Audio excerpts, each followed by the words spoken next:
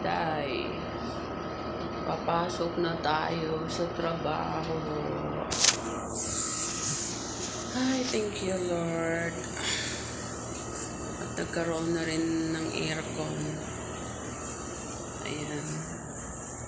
Tayo ay mag-duty na ngayon.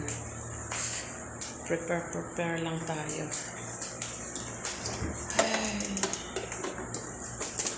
Thank you, Lord.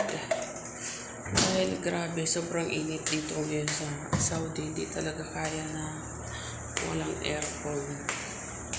Kaya, ayan, kahit pa paano, inanho na ng amo namin kagabi. Kaya, ayan, tuwa si Inday. Dahil meron ng aircon. Ayan. Thank you, Lord. At ilang kimbot na lang kami ay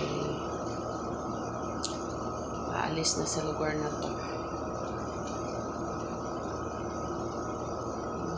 Thank you so much.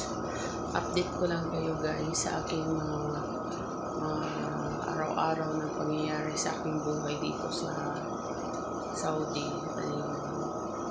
Inshallah, ano rin kami, lipat ng lugar. Ayan. Thank you so much guys for watching. Salamat sa mga nag-follow. Salamat sa mga nanood sa aking mga video sa YouTube. Ayan. Thank you so much sa inyong lahat. At sana hindi kayo magsawa sa pagsubaybay sa aking mga videos. Ayan, maraming salamat sa inyo lahat sa mga nanood. Ito yung aking life dito sa Saudi. Ganun talaga pag para sa pamilya, kailangan natin magtiis. Ayan. Thank you sa mga nag-follow at sa mga hindi pa nag-follow. Maraming salamat. Ayan. At ako ay papasok na ngayon.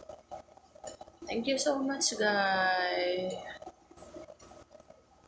Susunod ulit na aking video ay taas-taasan ko na kasi wala na rin akong oras at ako ay paalis na. Late na kasi ako nagpag-video kasi busy pa ako. Thank you so much.